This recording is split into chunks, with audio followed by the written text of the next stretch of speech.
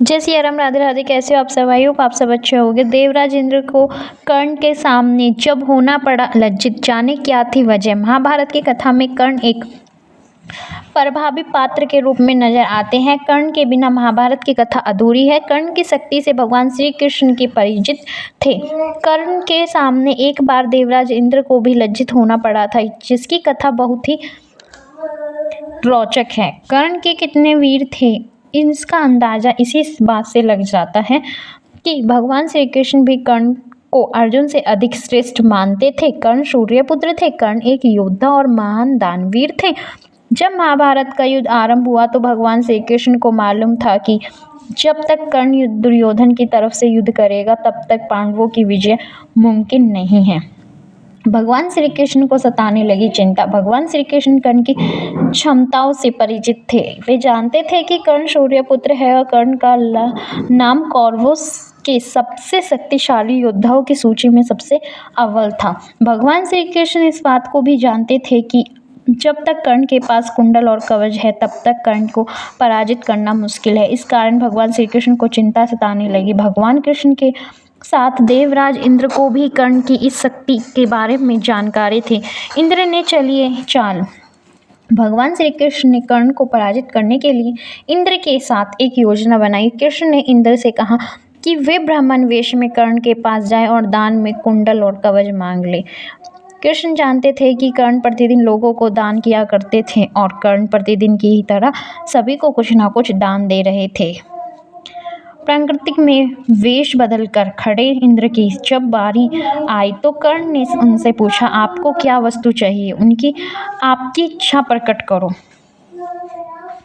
इंद्र ने दान में कर्ण से मांग लिए कुंडल और कवच। तब ब्राह्मण वेश में इंद्र ने कहा कि महाराज, मैं आपकी वाक्यात की चर्चा सुनकर आया हूँ। आपकी दान वीरता की चर्चा पूरे लोक में है। दान मांगने से पहले आपको वचन देना होगा, तभी दान स्वीकार करूंगा। इस बार कर्ण ने हाथ में जल लेकर इंद्र को वचन दे दिया और इंद्र ने कर्ण से शरीर में कवच और कुंडल दान में मांग लिए। इंद्र की इस बात को सुनकर कर्ण बिना एक पल समय गवाए कवच और कुंडल शरीर से अलग कर इंद्र को सौंप दिए।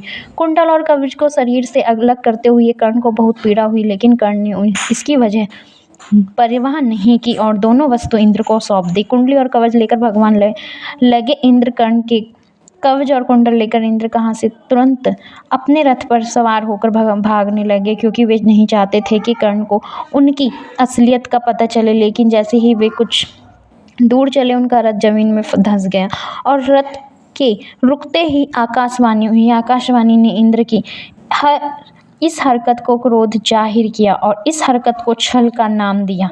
आकाशवाणी ने कहा कि इंद्र ने कर्ण की जान को खतरे में डाला है। अब यह रथ यहीं धंसा रहेगा और इंद्र भी यहीं धंस जाएंगे।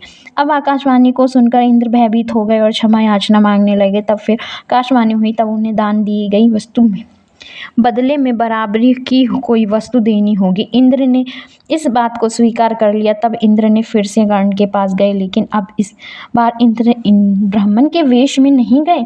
कर्ण ने उन्हें आता देखकर बड़ी विनम्रता से पूछा, देवराज आदेश करिए, और क्या चाहिए? कर्ण से नजरें नहीं मिला पाए देवराज इंद्र अपने बल को लज्जित महसूस करने लगे और बोले कि हे दानवीर, अब मैं लेने नहीं कुछ देने आया हूँ। कवच कुंडल को छोड़कर जो इच्छा हो मांग लीजिए। इस पर कर्ण ने कहा, देवराज, मैंने आज तक कभी किसी से कुछ नहीं मांगा और ना ही मुझे कुछ चाहिए। कर्ण सिर्फ दान देना चाहता है, लेना नहीं। तब इंद्र ने अपनी व्यथा कर्ण को बताई और कर्ण से कुछ ही मांगने को आग्रह किया, लेकिन कर्ण ने फिर वही उत्तर दिया। अंत में इंद्र को कर्ण के आगे लाचार होना पड़ा और इंद्र ने कहा कि वह बिना कुछ दिए तो वापस नहीं जा सकते। इसलिए इंद्र ने वज्र स्वरूप शक्ति कर्ण को प्रदान की और इंद्र ने कहा कि कर्ण, तुम इसको जिसके ऊपर भी चला दोगे वो बच नहीं पाएगा, लेकिन इसका प्रयोग सिर्फ एक बार ही कर पाओगे। उन्होंने बहुत रोकने की चेष्टा की, लेकिन इंद्र नहीं रोके। कर्ण ने इंद्र की दी हुई शक्ति रख ली। Thank you for watching this video अच्छी लगी हो तो प्लीज़ चैनल को लाइक एंड सब्सक्राइब करना ना भूलें। Thank you for watching this video.